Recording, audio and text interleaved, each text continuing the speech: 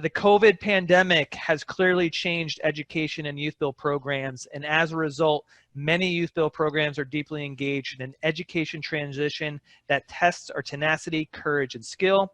To meet this challenge, increasingly YouthBuild programs are stepping into the arena and embracing a hybrid model of education.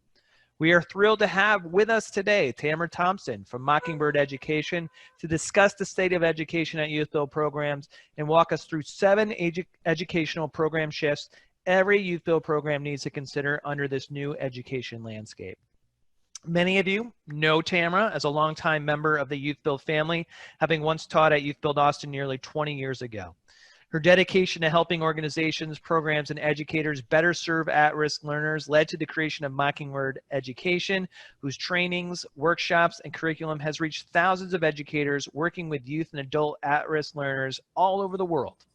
Today's keynote is a start to a close working relationship with Mockingbird over the next year for YouthBuild and AmeriCorps programs, with a dedicated education instructor track tomorrow and online certification courses to be offered starting this fall to YouthBuild and AmeriCorps staff interested in developing their skills, effectively engaging at-risk learners online as well in the classroom. So without further ado, please welcome Tamara Thompson to the stage.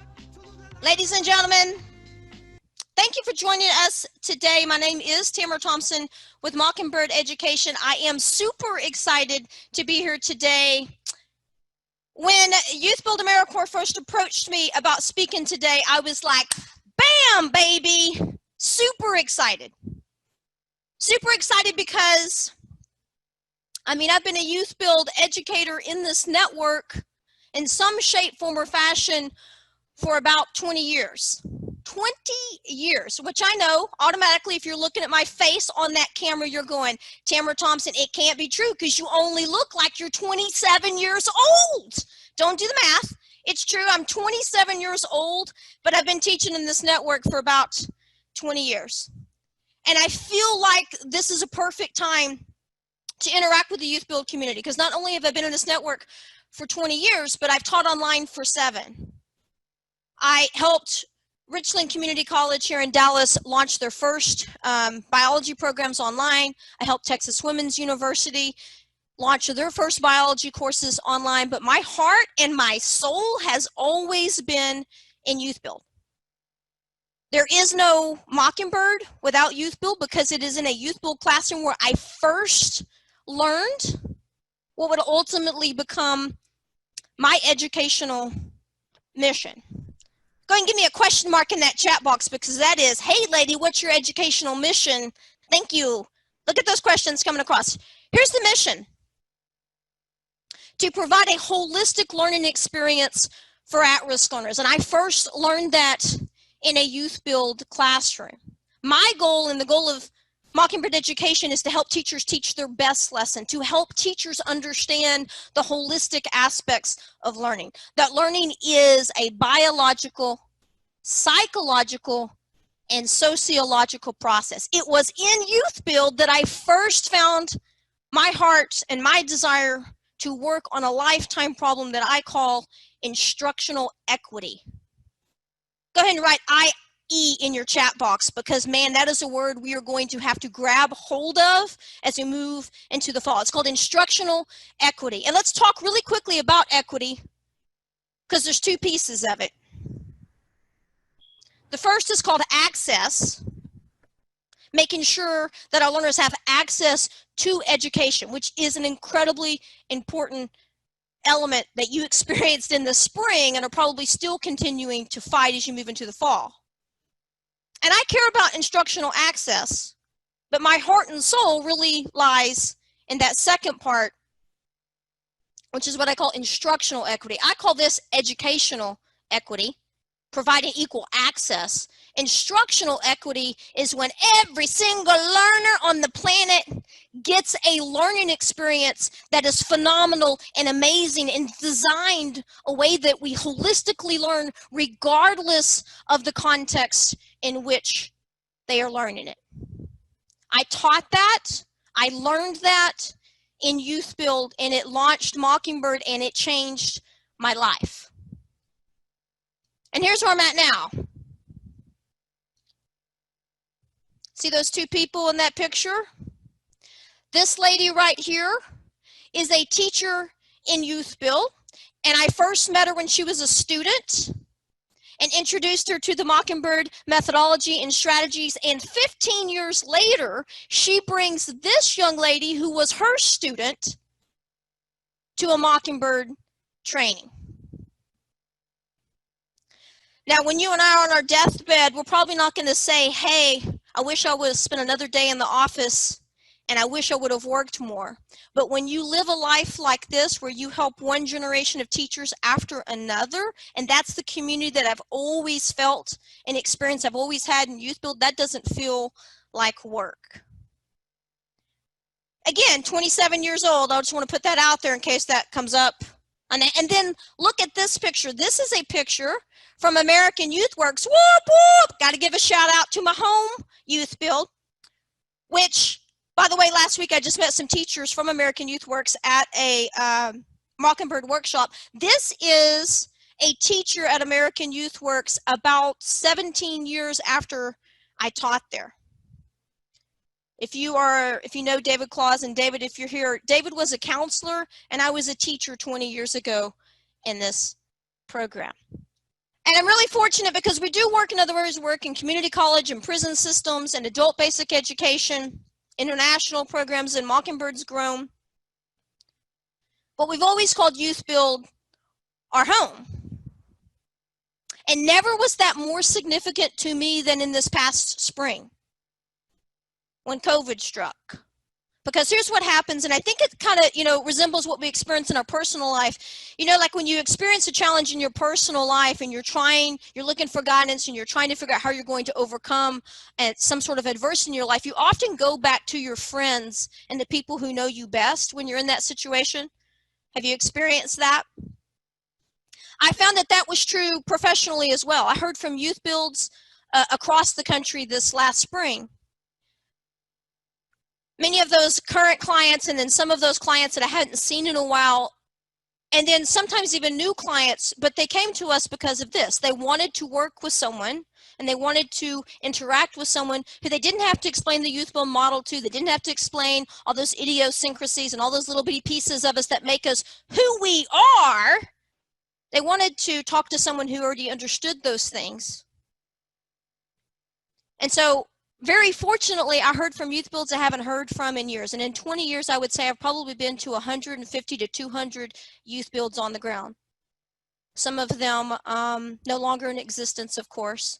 And we are all different, but just like in our political landscape right there now, there are more things that unite us than that make us different. And it was an honor and a pleasure to hear from those YouthBuild programs over the spring. And I knew when I heard from those programs, I was reminded, I wouldn't say I knew, I was reminded of what a great home YouthBuild is. So that's where I learned this right here, instructional equity. Please take a moment to look at what's on the screen. Students need access to meaningful online interactions with educators and students, not just exposure to materials that move them through a collection of information and exercises. That's instructional equity, and that is the challenge that lies before us in the fall. So I was super excited. I said, man, let's do it, right? When Matt and AmeriCorps reached out about today, because I see so much possibility in what we can do.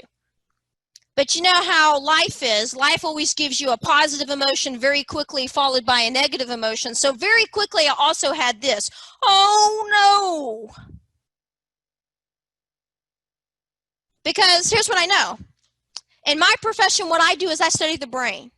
I study cognition, which is the science of how we think and how we learn. And what I know about cognition and the learning brain is that how are you going to keep 219 people engaged who all have different learning needs at the same time simultaneously? And remember that if you spend any time with Mockingbird, you know that we model what we teach. Go ahead and write model in your chat box. We model what we teach. And so immediately I was like, oh man, how am I going to do that?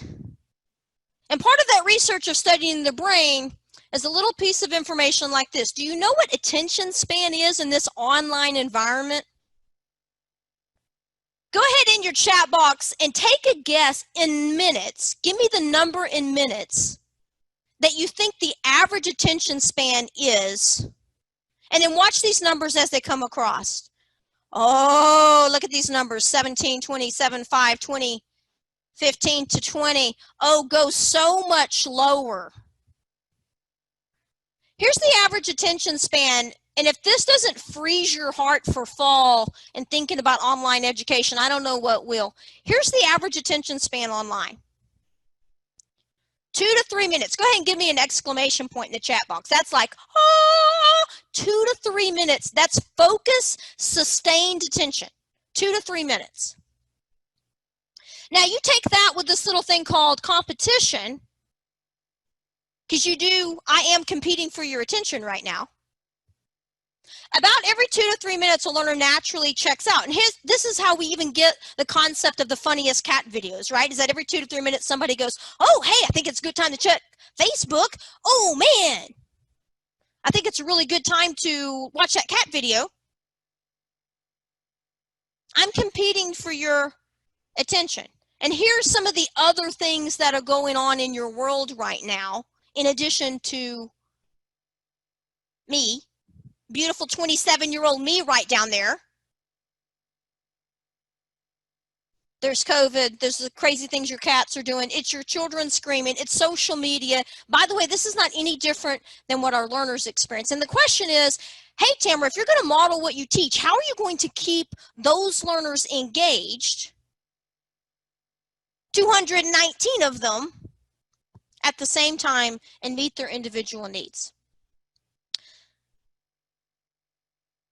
So if you've known me for any length of time, and for those of you who don't, now's a great time to get an introduction. You'll know that there's 2 things, or 3 things really, I would say, about Tamara and Mockingbird education that are important. One is that we do model what we teach, which means my job is to share with you the same teaching strategies in this session. And by the way, I don't care what role you have, if you're a program director or a case manager or a grant manipulator, or a teacher in a classroom, you are a teacher. If I was to ask you what your why is, and you were to say the student, if that's your why, then you're a teacher. Or a fiscal staff, thank you. That's better than grant manipulator, right? You're a teacher.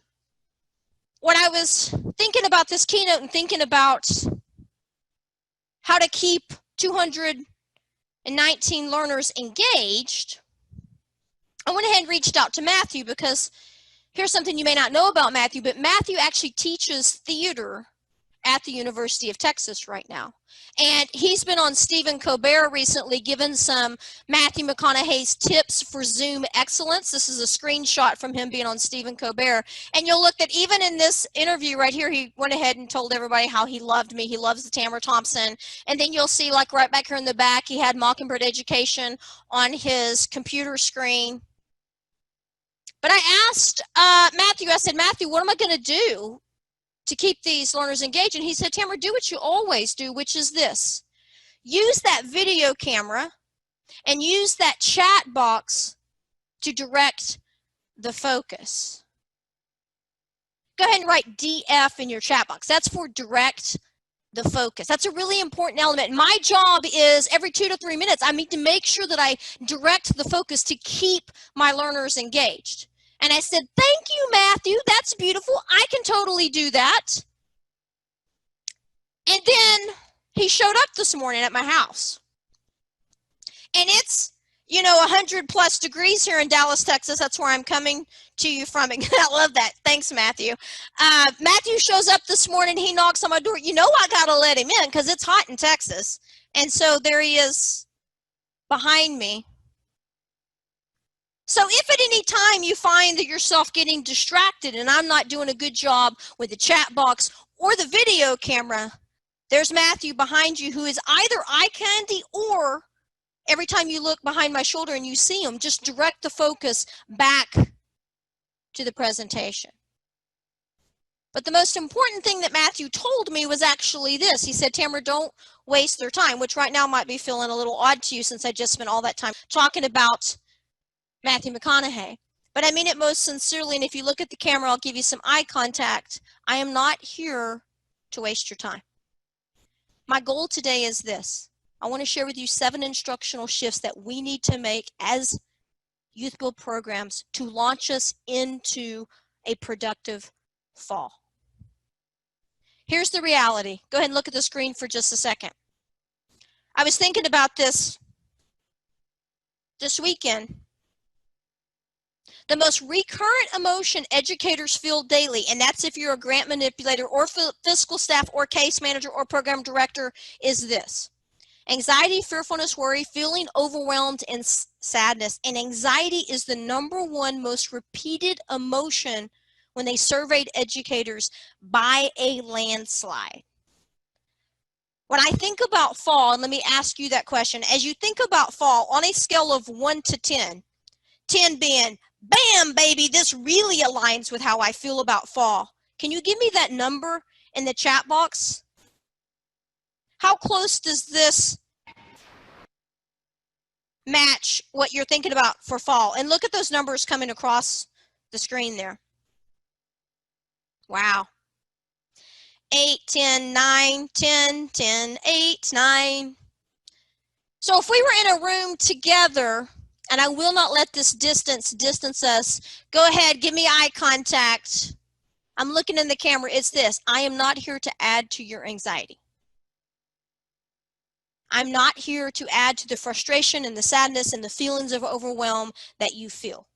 I am here to inspire and to share with you strategies that can make a difference in our YouthBuild program.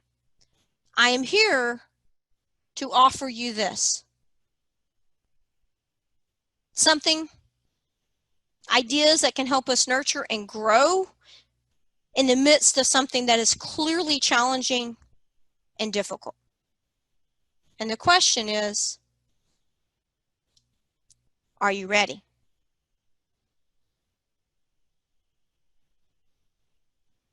Bam, baby. Yeah, give me an R in that chat box for ready. Now, I'm not going to let this distance us, and I'm going to do what I call psychological accountability, which is this. I'm going to assume the very best in all of us. My job as a facilitator is to facilitate state, the mental, emotional, and physical state of the learners. And I know that you can only pay attention for about 2 to 3 minutes online and just 15 to 20 minutes in general. That being the case, go ahead and please stand for just a second. Stand. We're just going to do a state change. So let me share with you the reality. Look at the reality as we go into fall.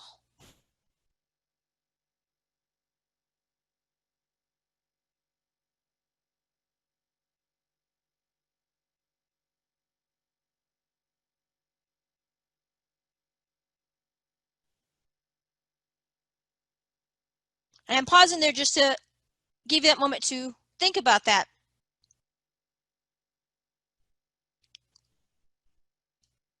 For those of you who know me for a really long time, you probably know this also, that you haven't ever heard me say that I taught online. And yet I taught online for 7 years. And the reason why you've never heard me say that is because Mockingbird and Tamara Thompson will forever believe this, that the best, highest quality education that we can provide learners is the quality of education with you and I in a room with learners. But I didn't create this reality, but I do have to teach in it, right? So hear me now and believe me sometime next week is the old Saturday Night Live joke.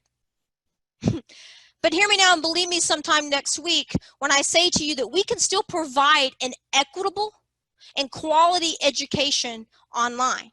But it isn't about regurgitation of materials. It's about interaction. Go ahead and give me an I in that chat box for interaction. And let's go ahead and get our obligatory cat video out of the way. Look here. I think this kind of sums up how many of us feel.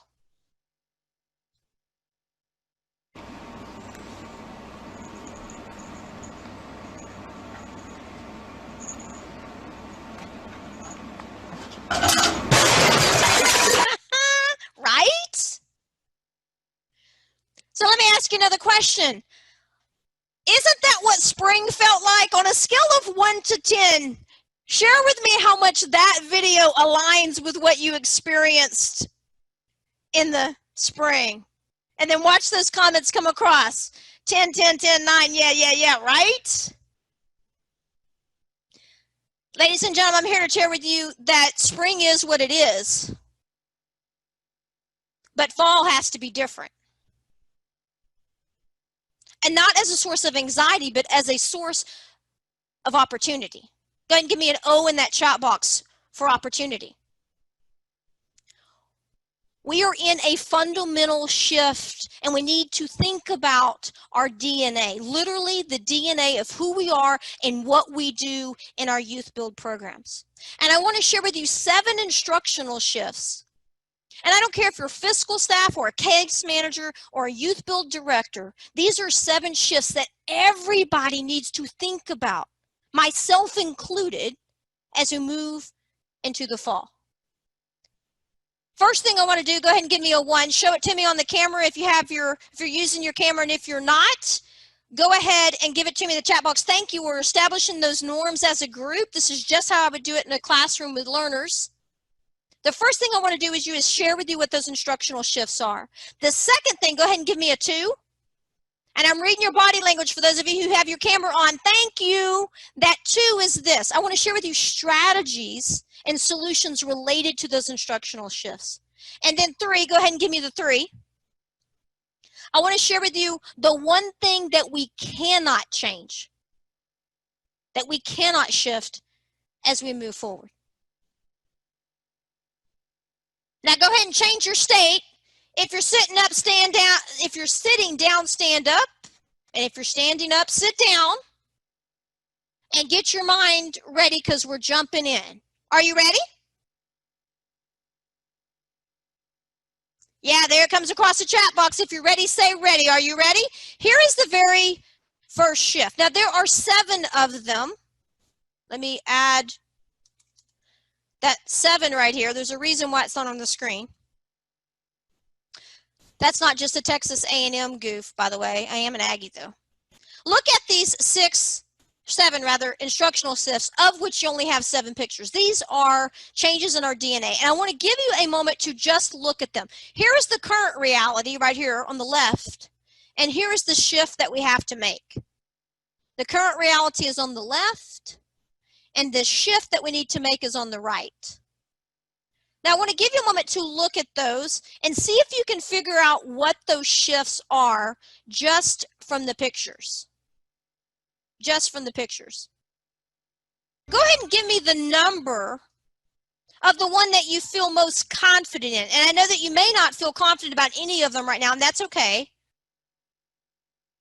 Give me the number 1, 4, 5, 6 of the ones that you feel like you're most confident in. By the way, this is called metacognition skills, when learners are thinking about their own learning, and it is a need as we move forward into this online context. Watch these numbers coming across the screen. Excellent. Now, next question is this. Which one of these 7, and 7 should be the obvious one since you don't have a picture for it on purpose. So don't give me the number 7. Which one of these are you most uncertain of? If you were like, if I was to give you a multiple choice test, which I'm not going to do because that would be high risk, Matt Fisher. I would never do that, okay? Just so you know, I would never do that, Corey. Dana, I would never do it, okay? It's not going to happen, Tina. Not happening. Give me the one that you are feeling least confident of, but give me the exclamation point behind the number. I know some of you already responded. I'm sorry. Give me the exclamation point behind the number. That just helps me separate it from your actions and your responses from before. And thank you. That gives me context as an educator about where your curiosity is. Perfect. Let's look at these, shall we? Go ahead and give me a 1. If you physically have your camera on, go ahead, give me the nod of 1. And if you are in the chat box, just type 1 in your chat box. This is number 1. Here's the first shift that we need to make. Here's where we're at, and here's where we need to go. What do you think this one is? We're going to call this one real estate. Go ahead in your chat box, write RE for real estate. And then give me a question mark, which is, hello, lady, what does that mean? And here's what it means. In the spring, this is what we did. We sent them to Google Classroom. We sent them to Zoom. We sent them all over the place. But we had no physical location for learners to go because they weren't in the building, right? As we move forward into the fall, we have got to find a virtual home. And by virtual home, I mean we need a virtual real estate that is a physical location, just like we have a physical building. And Tina, I see you're nodding your head, and I'm assuming you're nodding your head because you're saying yes, like we're all over the place in the spring, right? And what we need is some consistency on where to go.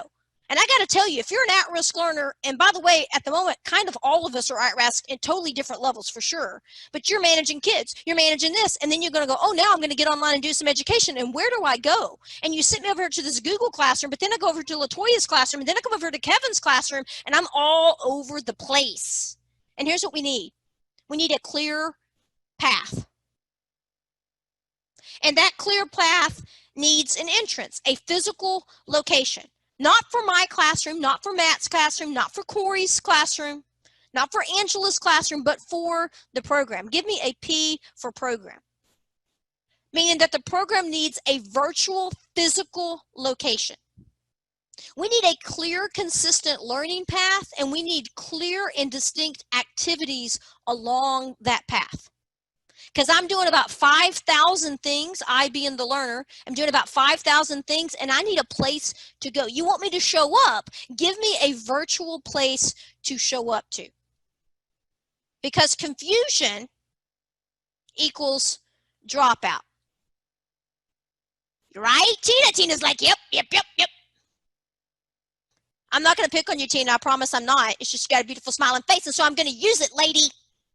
Here it is. Go ahead and give me C equals D. And think about that for a second. C equals D, which is confusion equals dropout. And can we be honest? I mean, we're all in YouthBuild here. Here's the honesty. Dropping out in attendance was the biggest concern we ever had before we even went online, right? And that was when we physically saw students every single day, and now we don't. Oh, look, we're at church now. I'm getting preaches and amens. I love it. We got a Matt Fisher. I promise I'm reeling it in. Okay, I won't take that too far. I promise. Confusion equals dropout. We have to eliminate confusion, and one way that we can eliminate confusion is through a virtual location. Go ahead and give me VL. That's virtual location for the program, not for the class, for the program. Now, that being said, I want to share with you very, very quickly the hierarchy of technology. Remember, I said that my goal wasn't to add anxiety and confusion to this. So I want to share with you the natural progression of integrating technology. And you'll probably recognize some of this from where we've been. Here's the first step. Go ahead and give me a 1. First step is this. It's called substitution. And substitution looks like this. If I could just be incredibly blunt, it's called the packet. It was like, oh my gosh, we just moved online. Let me take all of that information and put it into some packets and hand that out. We substitute one education for the other.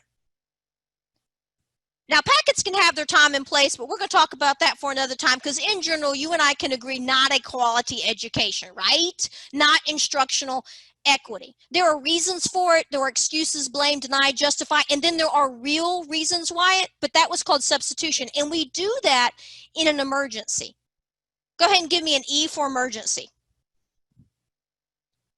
And then our next step, it's a natural step, and we generally feel super proud about this step, and we should, by the way. I'm not negating that we shouldn't feel proud of it. But the next step is this. Let me enhance it, which is this. I still give you the packet, but guess what? Tina, Lauren, Michael, here's what we're doing. We're going to go ahead and put some links in that packet. We're going to go ahead and put that link to Khan Academy. Whoop, whoop, right? That's called enhancement. Go ahead and give me an E for emergency. That's called emergency. That's emergency education, and it has its time and place. The fall should not be an emergency. In fact, say this with me out loud, and I know that it's just you in your space, or I don't know, maybe you have Matthew McConaughey in your space. But say this with me out loud. Say, fall shouldn't be an emergency. Say that out loud. Fall shouldn't be an emergency. Now, if that feels a little strange to say that out loud, here's the reality. If you and I were in a classroom together, I would have you repeat information that I teach because it reinforces it in memory. It also builds confidence. But I want us to remember this. Fall should not be an emergency. Say it with me. Say, fall shouldn't be an emergency. What we should be doing in the fall should be transformative. Thank you, Rachel. All caps, too. She's yelling at us. I love it. The third step that we have in technology orientation is that we modify. And modify at first sounds like enhancement, except it's not. Here's what modification is. I like it. It just started the thunderstorm here, so it's extra dramatic. Bum, bum, bum, bum. Corey, if I was really good, I would have music right there on cue for that, but I don't. So you have to use my audio right here. Ready? Bum, bum, bum, bum. In the fall, we have to be transformative and we have to take this step right here, thank you, which is 3, which is modify. And modify means this. We start to take learning and we modify it and start to package it in a digital format. And the very first step of modification is a virtual location. So say this to me, modification equals virtual location. Yeah, say it with me out loud. I know it feels strange, just trying to tag it into memory. Say it with me, say modification equals virtual location. And that, my friends, is what we call a learner management system. There's all different kinds of them, but go ahead and write LMS in your chat box. That's for learner management system. And you can hate them and you can love them, but you need them.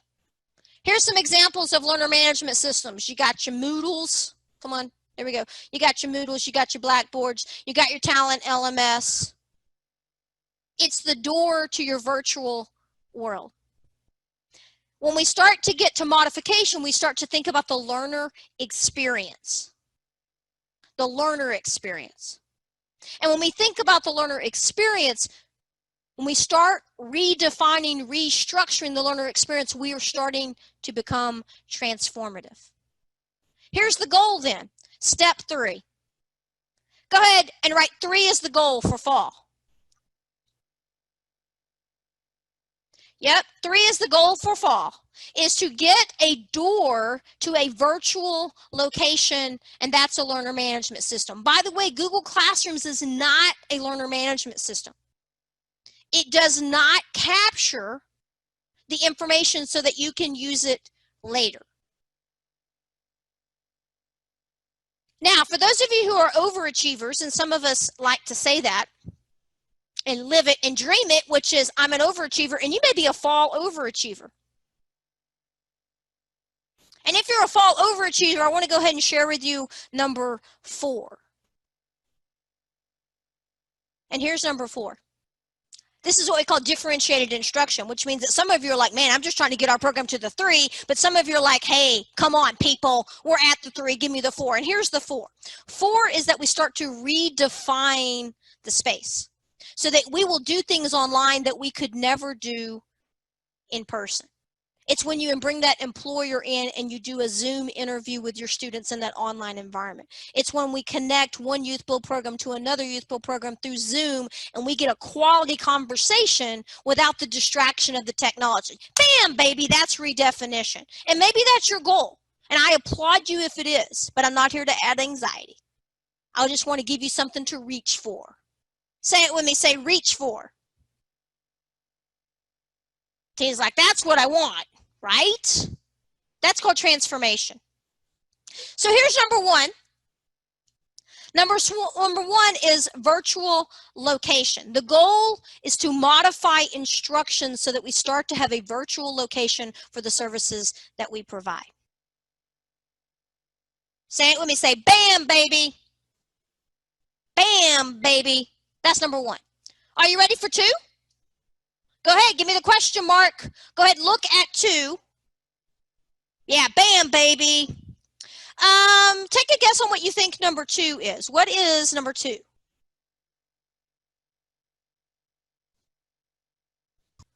And by the way, for those of you who have your cameras on, I'm using your physical cues to drive my teaching because you and I are in this all together, and I thank you for that.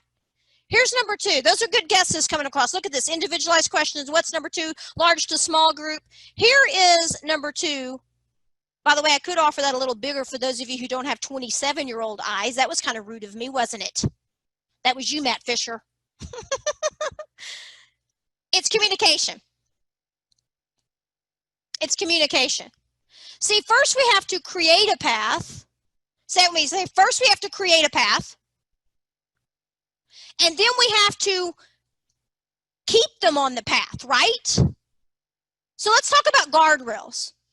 Go ahead and give me a GR in that chat box. It's called guardrails. Here's what guardrails do. Guardrails, you hope you never need them, right? But if you're zooming across this pathway here, those guardrails keep you on the path.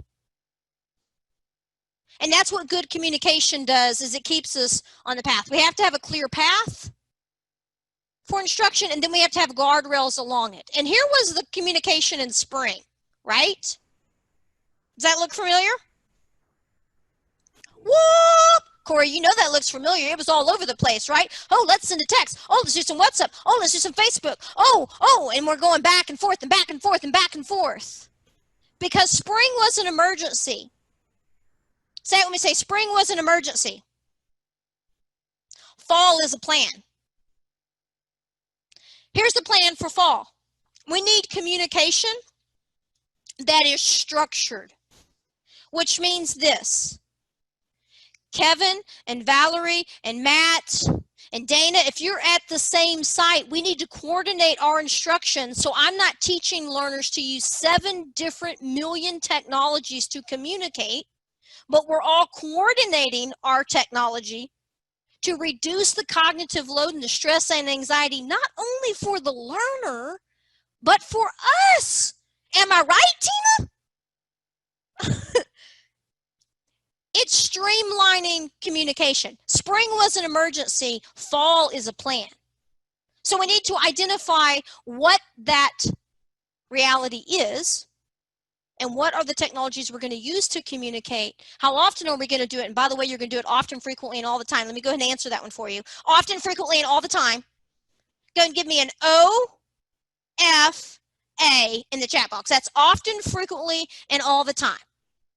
Because, and here's the why, confusion equals dropout. In your chat box, go ahead and write C equals D. That means confusion equals dropout. We need consistent communication. And since I brought up consistent communication, I have to share with you something about time allocation. Case managers, fiscal staff, program directors, teachers, I know you will feel this. Our time allocation and instruction just changed. Because you and I before, if you were in a classroom or you were in your program, here's what you were doing. You were spending about 85% of your time being responsive and reactive to whatever reality was going on with learners. And you only spent about 15% of your time as a teacher, if you're in that classroom, providing that support. And the game just changed, because to keep them in the game, to keep them in the arena, about 50% of our time is going to have to be spent on the guardrails, which is keeping them on the path, which means, yes, we are going to go slower. We are going to go slower. Sometimes we got to slow down to speed up. Turn to your neighbor, say, we're going to go slower. And by your neighbor, that's your imaginary, or maybe it's your kids, or maybe it's the cat that you just fed, or maybe it's the child pulling at your knees. But turn to that person and say, slow down. And here's the beautiful thing. We've been trying to slow down. For many of us, we've been trying to slow down for years, and now we're finally going to get permission to do it. Not necessarily from the learner, though, right? Which means then we're going to have to communicate really well about that slowdown to learners. So number 2 is consistent communication. Say it when we say consistent communication. One is a virtual location. Modification equals virtual location. Two is consistent communication. How you feeling? Doing okay? Got it. Let's look at 3, shall we? Go ahead, take a guess at 3. Valerie, I'm so happy to see you today. Look at me putting that on the big screen for you so you don't have to fight with your eyes, Valerie, because I wouldn't do that to you because that's rude. I would only do that to Matt Fisher. So go ahead and look at this one. This is number 3. This is where we're at now and where we need to go. What do you think that means? And look at you. Thank you. Some of you already responded. Help is prepackaged and easy to find when people need it. Corey, you're in the advanced course. You're a genius, lady. Help when we need it. Yeah, let's look at this one. Go ahead and give me number 3 in there. Let me direct the focus. 3 in the chat box. Give me a 3 physically. If you're on the video camera, there you go. It's like the Boy Scout pledge there. Got it, Corey. In the moment help. In the moment help. You and I, if you have been working with at-risk learners for any length of time, you know that you take a lot of pride and joy in doing this right here. When you falter and fail and stumble and are uncertain, I will be there. And I will be there right there at that moment. How many people in this room get their biggest satisfaction in their work from being there right at the moment when the learner has the bam, aha, that moment where Kevin talks to the young person says, you know what, I can come one more day. And that would not have happened had we not physically been in the room with them and talked to them away from the cliff and away from the edge and said, no, you can do it. We can do this. Come on, we're just going to work this problem right here. Come on, we're just going to go and talk to that employer about that job. We can do it. For so many people, that is the joy and satisfaction of our job. And where are you going to be now when part of their time is spent in that online and hybrid environment? That's what's keeping us up at night, right? Is how am I going to provide in the moment help, because we know that it is in the moment help that keeps them engaged in the program. We are going to have to package that help. And already your heart should sink a little. But that's okay. Tina, stay with me. It's going to be good stuff in there, I promise, okay? We have to package that help, because here's the reality. In this hybrid environment and in this online environment, I can bring whatever joy and props to the world, my good friend Matthew here in that chat box, but at the end of the day, face-to-face will always be more physically present, obviously, than being online.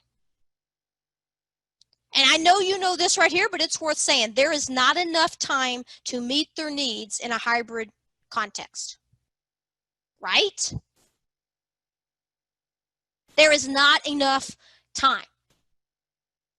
So here's what that means. That means some of their learning along this learning path, these are live sessions right here.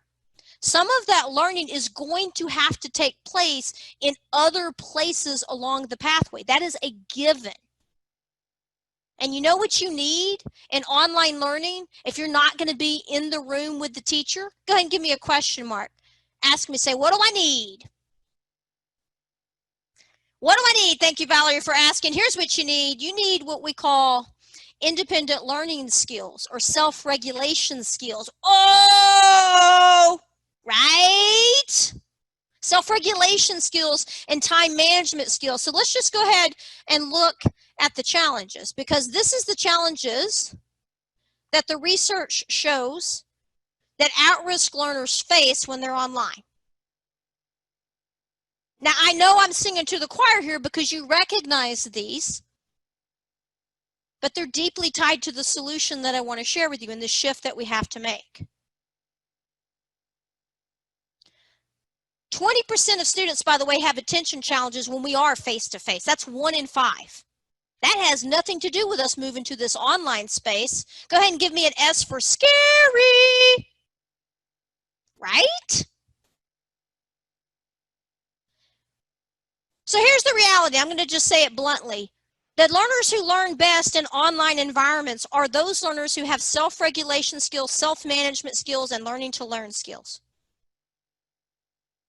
I'll say it again. Those learners who do best in an online learning environment are those learners who have self-regulation skills, independent learning skills, learning to learn skills. Is that our learners? Nod your head like this. No. Now, you and I didn't create this reality, but we do have to teach in it. So let me share with you what the solution has been. Because, by the way, I would advocate that this has always been something that I loved about YouthBuild. And now we need to magnify this in our work, which is this. We have to teach socio-emotional skills. We have to teach learners the learning to learn skills that they need. I call them training wheel skills. Go ahead and give me TWS. That's for training wheel skills. We have to teach them the training wheel skills that they need in order to be successful independently in learning. And by the way, we should have been teaching that anyway. So all we're really getting now is a call out.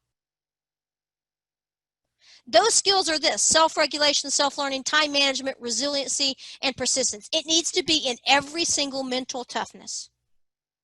What does it look like? It looks like a lesson in persistence. It looks like, oh, hey, we're going to use this technology in mental toughness today. It's called, I'm just making this up off the top of my head, it's called Padlet. And the real strategy is called persistence. It's, can you, when we give you some instructions, follow this through to the end? That's called persistence. Because, by the way, that's what you'll need in this program, in life, and in the workforce. And we're going to be here with you every single step of the way, but we got to start teaching socio-emotional skills. And those socio-emotional skills have to be as important as the content, the academic content that we teach. Yes. Let me say that again. The socio-emotional skills have to be just as important as the academic content that we teach, because they cannot learn the academic content in an online environment if they do not have the socio-emotional skills to navigate it. Latoya just gave me a bam, baby. Am I right, Latoya? Now, Mockingbird identifies about 20 of those skills. These are things for those of you who are going, hey, well, what are those learning to learn skills? I'm not going to share all of these with you, but some of them are like learners learning. And if you are a program who uses Ready to Learn, the Mockingbird curriculum, Valerie, for example, these are in your curriculum, okay? These are the try goal, having a target, identifying the roadblocks, coming up with your plan. These are reading strategies like visualize, connect, and question. This is the listening, the ear strategy. This is GIST, which is a summarizing strategy. This is GAME, which is an editing strategy. This is the wheel of critical thinking. These are the skills that you and I took for granted and that you and I were teaching in person, sort of, maybe, and kind of, and now they need in order to be successful just to learn.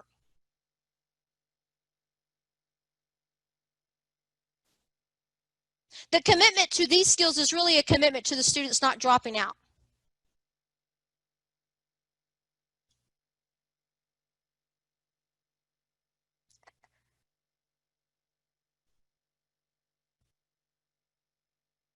Feeling that? Right? I hear you. For many people on the line, it's like, yeah, we know that, but where's the roadmap for that? And we're going to have to figure that out, right? Let me share something else with us about those learning to learn skills and that in the moment help. In the moment help. Say it with me, say help. Remember the old Beatles song, I should be able to play it on cue. Matt, I didn't get it ready that way. Wasn't that, Corey, how come I didn't do that? I don't have it ready, but I'll sing it to you because you know I can. Help, I need somebody, help, not just anybody, help. Did you experience this in the spring? Because you will always be available to your students, you are always available to your students, which means you were texting at 11 o'clock at night, you were bouncing one kid on one knee, eating supper with a fork in your left hand and typing on your computer in the right hand. Did you experience that in the spring? Because Matt called, and then Corey called, and then Tina called, and then Kim called, and Morgan called, and Gary called, and then they sent you the text. And because we've always been there, we're always going to be here. Ladies and gentlemen, can I share with you, and as someone who loves teaching and teaches 24 hours a day, this is the one thing that I still work on and struggle with in my own profession. It is this: you got to have boundaries. My mentor in YouthBuild 20 years ago said to me, Tamara, you can only take as good of the students, care of the students, as you take good care of yourself. And I heard it, but I'm still listening to it, which means I'm still trying to learn the lesson. So please know that I'm still learning this lesson, but I will share with you this. When we move them online, and you already experienced this in the spring, we need to have clear places. And by the way, this is self-regulation skills. Latoya, I am available on Tuesdays and Thursdays at these times. Am I available outside of it? Absolutely. But I'm going to drive you to these times first. And those other times are what I call exceptions to the rule. And we will occasionally make them because, bam, baby, we're YouthBuild, right? But this is called boundaries. And for those of us who like to be a martyr and who doesn't from time to time, sure. Let me share this with you. If you don't practice boundaries, what you do is you burn out. And now I'm going to get angry because, see, when you burn out, you take your skills and your love and your talent for our young people and you leave our profession. And we need you in our profession. And we need you in our profession right now. So do all of us a favor, including your students, and have some boundaries and help them with their self-regulation skills so that they can show up on Tuesday and Thursday or Friday when you're available, instead of you being available all the time and not being able to meet all the learners' needs. We got to stop this and start being consistent. Go ahead and give me a C for consistent. How you doing? You doing okay? Woo, that was one of my soapbox issues, Tina. Leanne, that was one of them. I got on the soapbox and then I got off. I felt like maybe I was there a little too long. I apologize for those of you who were like, what? Tamara got a little wacky with that one. But I mean it from a sincere place in my heart, which is this. When you burn out, you take your talents and your skills with you, and we need you in this field.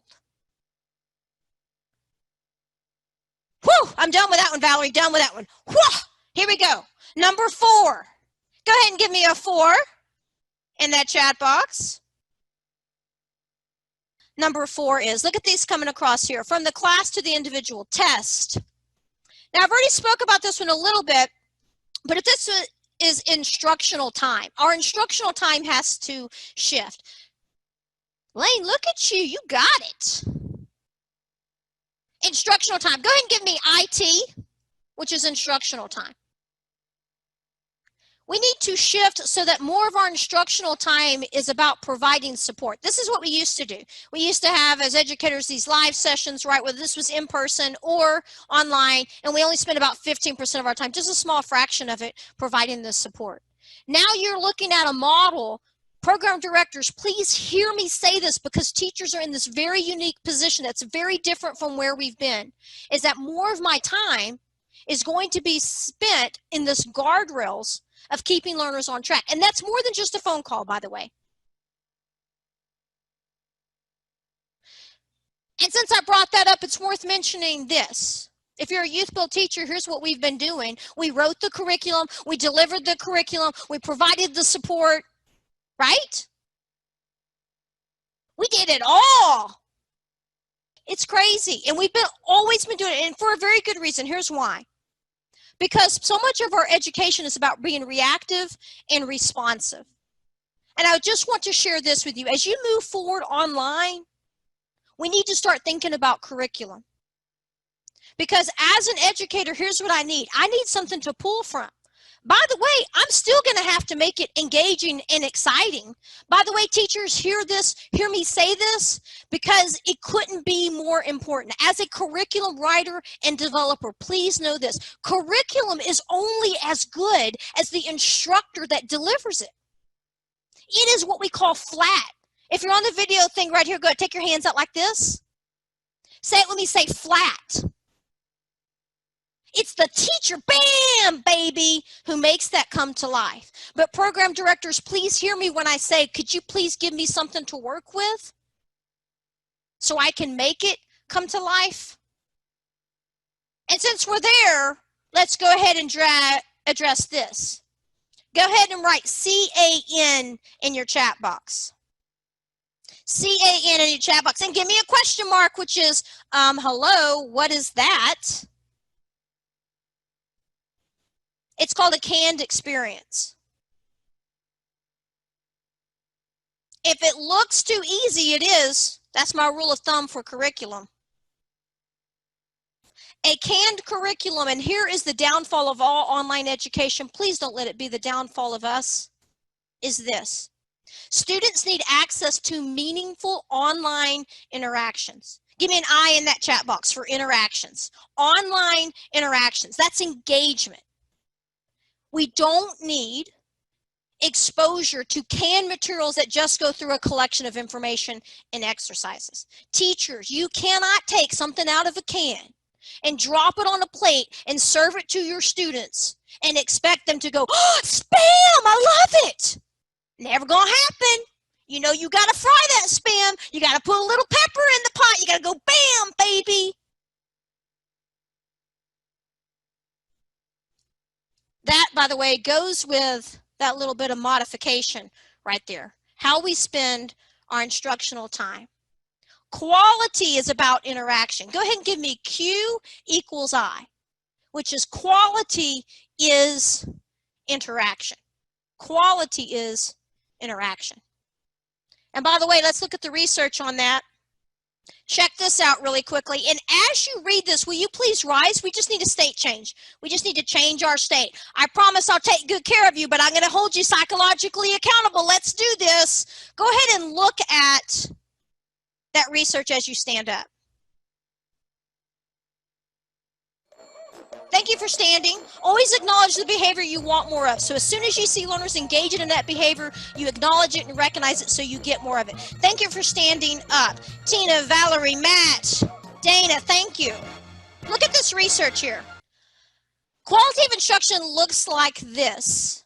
In an online environment. Now you manage your state. You can sit down, you can stand up, whatever works best for you. I'm here for you. I'm just holding you accountable.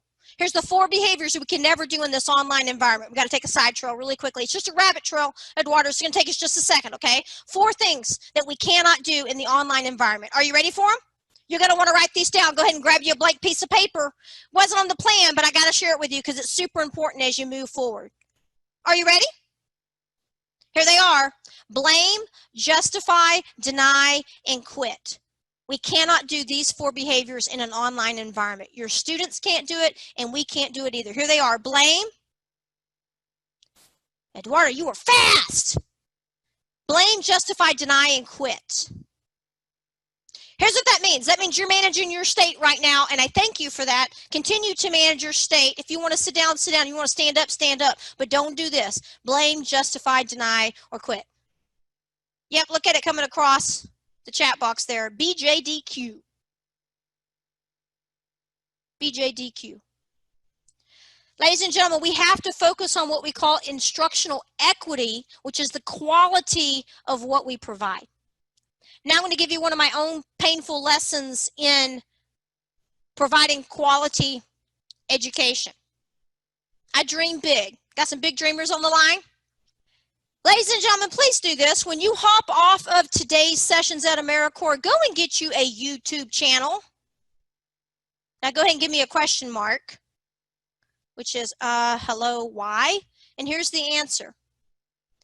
Because you're going to want to start recording yourself teaching. You're going to want to start recording those guardrail conversations that you provide learners. And if you are a big dreamer like Tamara Thompson and Mockingbird, and other people who are on the line, here's what you really want to do, right? I know, I'm with you. You want the movie production. You want Titanic when you produce a video. You want the scripts. You want the whole works, right? You want Avengers and Star Wars and all of that. It's never going to happen. You don't have time. right? How many people on this line are not doing that? Not because they don't know it's valuable to record a quick session and send it to a learner, but because they want it scripted and perfected and all these professional norms around what it should look like instead of just doing this right here. Now watch this. I'm not pretending this is sexy, although it is just by nature of the fact that I'm delivering. I just want to be clear about that. Anyway, here we go. Watch this. This is a recording from one of my classes. If it plays. Hi Royal, happy Friday to you. I wanted to show you where to answer that DQ response. So I logged into the course, and if you open up here on this left menu and you scroll down to discussion question number 2, so you can use this open. And I'm just going to stop right there. And I know right now you may be going, Tamara Thompson, you're not going to win an Academy Award for that. Tina, why are you laughing at me? You don't think that was an Academy Award winning performance? And here's my response to that. You're right, I'm not, but I am going to answer that student's question. And I am because I took the time to make a quick video for them and send it to them. I am going to maintain that personal connection that I have with learners. And it's true, I might be an Instagram star. I'm not. I don't know anything about Instagram, to be quite honest with you. But I understand that Instagram works really well because it's all about personal connections. And what I do is you got to get over your pride. You have got to get over your pride and start recording that 15-second video, that 1-minute conversation, and sending them out to learners, because that is the YouthBuild connection that keeps them engaged. I cannot tell you the difference in engagement in my class when I got over myself, my own ego of wanting to produce this, and instead producing something that, I want to be honest, is still incredibly sexy. Let's be clear about that. Oh, still good, still amazing, still Tamara Thompson, still all of those things. Don't laugh, Gary. You know it's true. I could have put my face in there, and if I'd have put my face in there, it would have increased the number of hits that I got on that remark. But I did it. And here's what you got to remember. Do not talk too much. Which already you're going, that's the kettle calling, right? What's that? I don't even know the expression. That's how bad I am. Go ahead, tell me, say, you talk too much. Go ahead and turn to your neighbor and go, all right, all right, all right. Thank you, Rachel. Rachel's like, here, let me help you out, lady who talks too much. That's the kettle calling the pot black. Exactly. Say it with me, say, you talk too much. You talk too much means this. Don't make those videos long. Just send them a very, very short video that keeps them on the path. Exactly.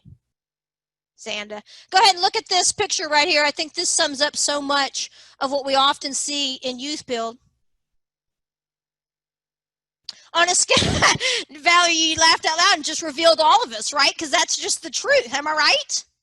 On a scale of 1 to 10 in that chat box, how much does this slide right here personify your experience in YouthBuild? Give me that from 1 to 10, 10 being absolutely, I drew that cartoon and wrote it myself. Dana says it's an 11. I love it. Are you ready for 5?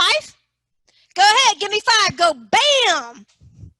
I like that. Angela said, and I'm usually holding the wheel. Exactly. Here's 5. Here's the shift for those of you who don't have 27-year-old eyes.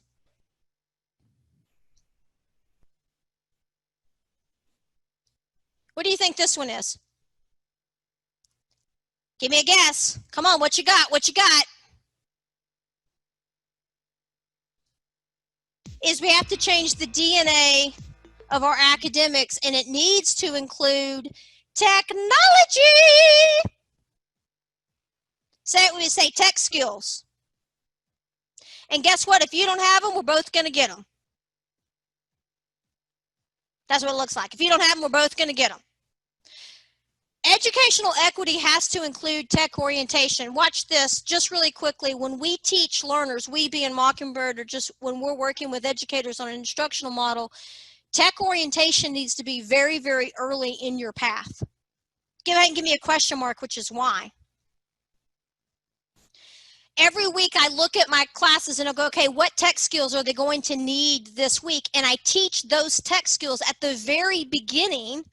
And by the way, I use a method called the sandbox method. Go ahead and give me an SB for sandbox. And don't think about that being derogatory. That's SOB, and that's different. And we would never do that. This is SB for sandbox. Sandbox is this. The sandbox method is this. It's where you practice the skill, but you don't practice the skill in the context of the academics, because if you practice it in the academics, it's too heavy. It's too much cognitive load.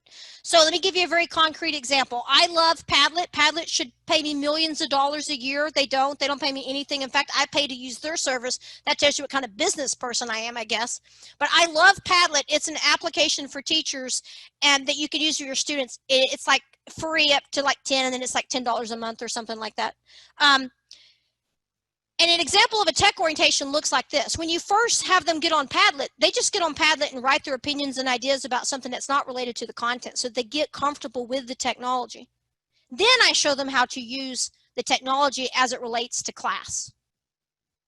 Your tech orientation in a sandbox method helps learners get comfortable with the tech skill before they need the tech skill. Does that make sense?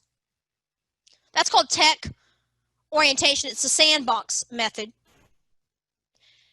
And ladies and gentlemen, if we don't teach the tech skills, they're going to fall, bam, that much further behind, right?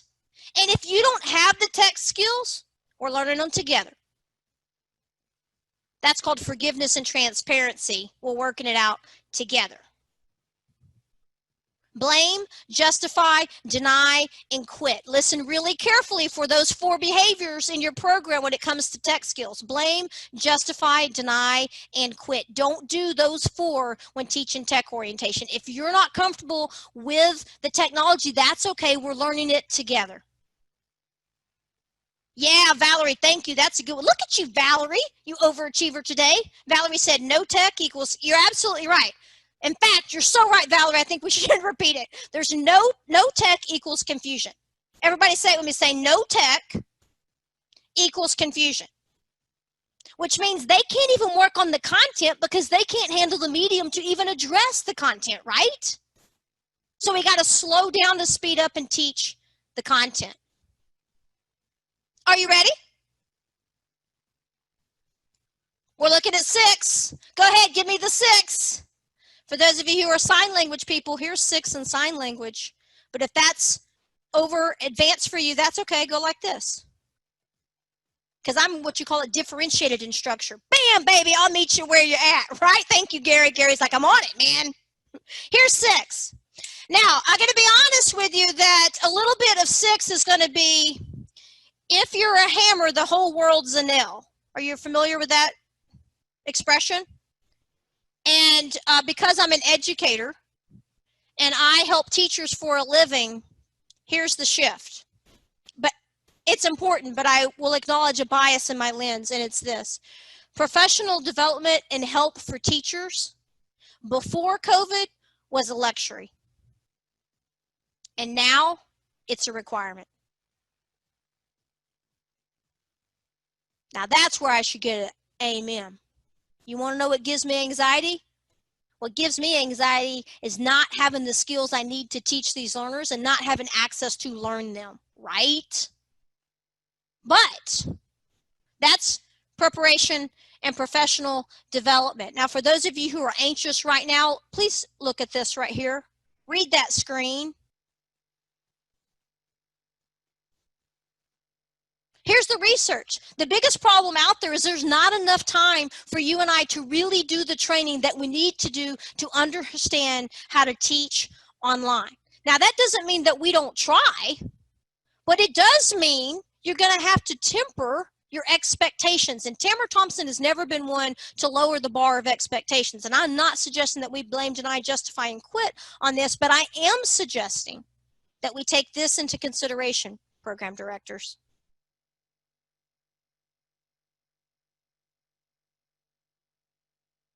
This is a balancing act. Lack of skill creates anxiety. Too much commitment 2, training, anxiety, right? Which is why I'm glad to be working with AmeriCorps. This is real. It makes me anxious to not have the skills I need to perform at the level that I want to perform at. But it also makes me anxious if you make me sit through 17 different professional developments and we never talk about implementation and there's no support to help me think about implementation. Yes? Which then takes me back here again to AmeriCorps. So now I got to share something about AmeriCorps that I think is really important. And AmeriCorps staff, I hope that you'll turn a little bit red when I say this in a good way. In the 20 years that I have worked in YouthBuild, AmeriCorps has been a steady, a constant.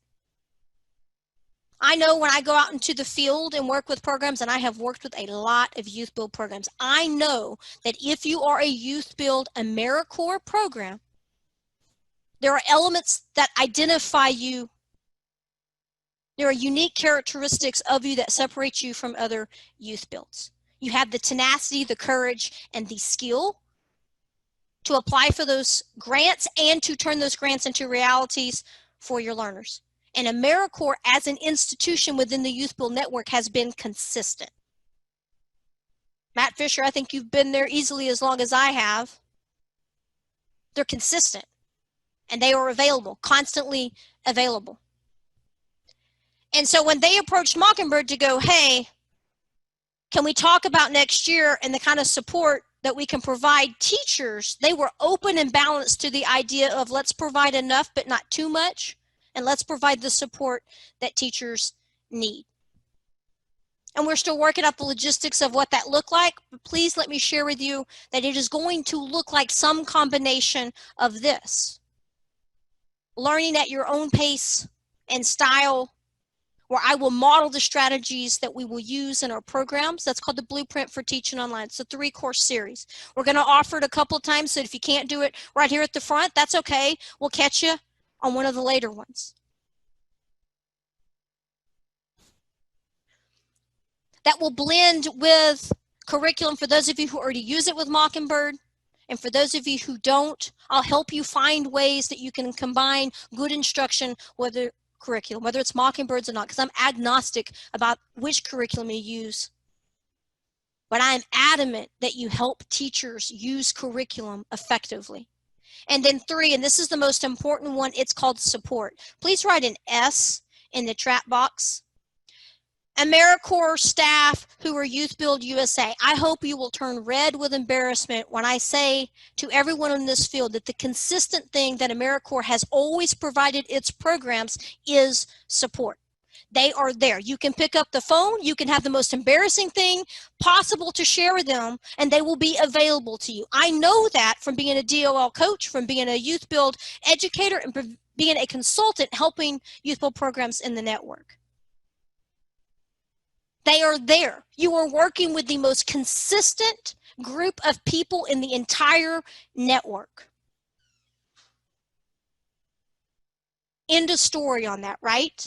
However, it's not the end of the story. Because here's what I know about going in the fall. I was reading some research this weekend, and I was listening to this podcast of educators, and they were talking about instructional support and reaching out with social connections to other teachers. You know, some of the teachers I still reach out to this day in YouthBuild are the teachers I met my very first year teaching.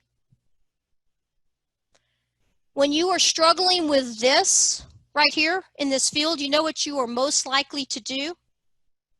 Give up the social connections that you need the most. As you move forward into the fall, think about support. Don't drop out of the communities and the networks that give you resiliency and breathe energy and life into you as a teacher. Because if you do that, you'll sacrifice number 7. Go ahead and ask me, say, what's number 7? Number 7, here it is. What do you think it is? Number 7 is student identity or identity. Could I get a bam, baby? Here's the reality. This has a couple layers to it. One is that we don't know what kind of student we're going to draw to this program. It could be a different learner. They may have different needs because of the fact that we are moving online, and we cannot anticipate exactly what that looks like right now. The student identity might change. But you know what can't change? Is the third thing that I want to share with you in the closing thing for our time together today, and it's this. It's the identity of YouthBuild. Because you know what YouthBuild does that no other program that I have ever worked with does? And I've worked with state prisons and community college and international programs, all different kinds of programs. You know what YouthBuild does that no other program does quite the same way, and that AmeriCorps National has personified for me in the 20 years that I've worked with them?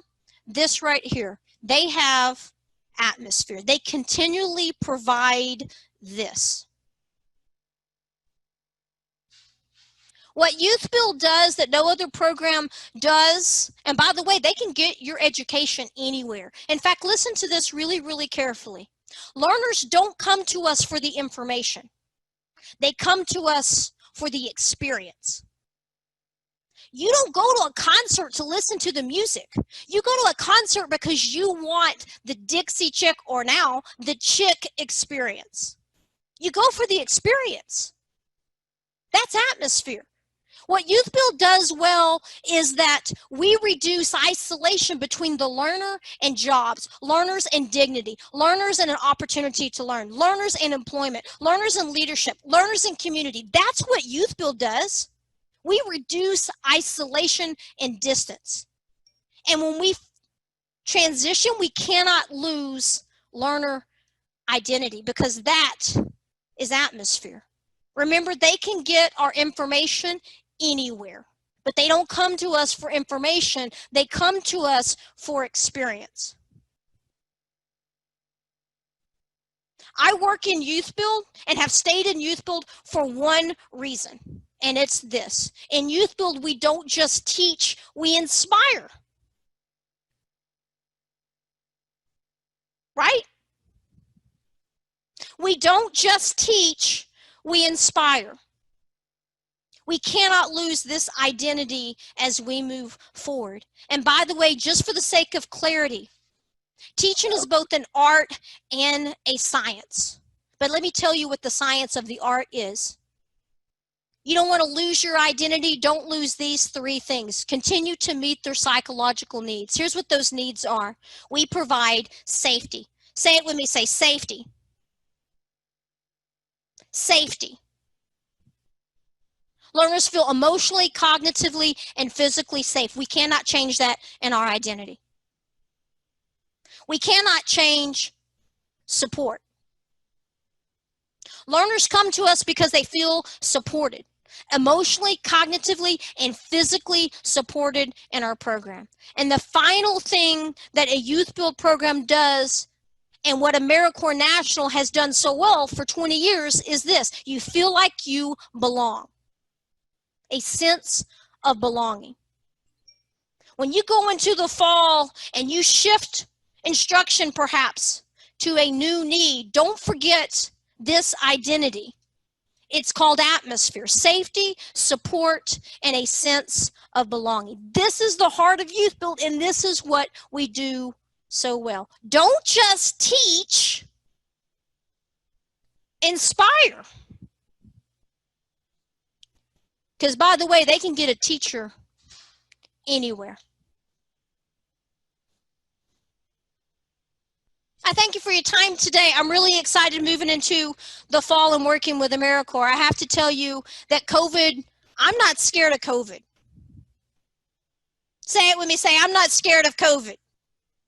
I mean, let's all be a little bit scared, right? I mean, let's keep it in perspective. But I'm not scared of COVID. I know that we'll have to do this. We're going to have to take these circle wheels off here, put them on the wagon, right? But I believe in this. And can I share with you that what we need to do is follow some of our own advice? Say it with me, say own advice. How many times have you looked at a learner and said, this is who you are and this is what's possible, when they only saw this? Ladies and gentlemen, this is YouthBuild. Not this. I know that's how we feel right now. This is who we are. Let's follow our own advice. We've told our learners that 1,000 times, that they were a lion when they only saw a kitten. Ladies and gentlemen, this is YouthBuild. Denzel Washington and his Academy Award winning, when he won the Academy Award, he said, without commitment, we will never start, and without consistency, we will never finish. Ladies and gentlemen, instructional equity is about commitment and consistency. David Brooks said, people need a powerful why if they are going to endure the difficulty of the how. Here's my why.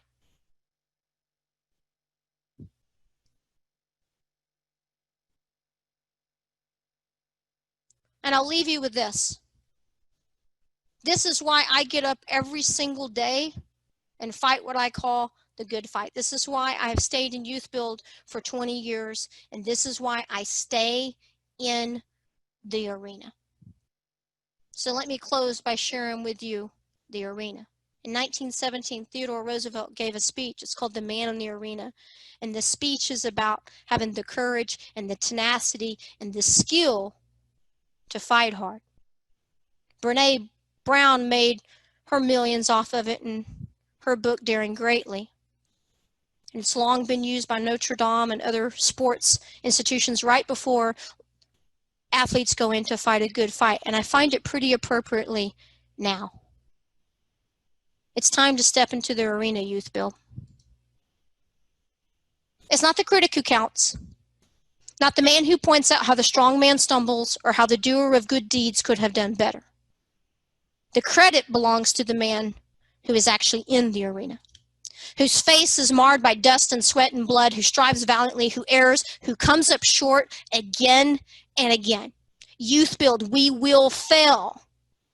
We will make mistakes because there is no effort without error and shortcoming. But who does actually do the deeds? YouthBuild, if we don't help our learners, who will? Society had given up our learners long before COVID.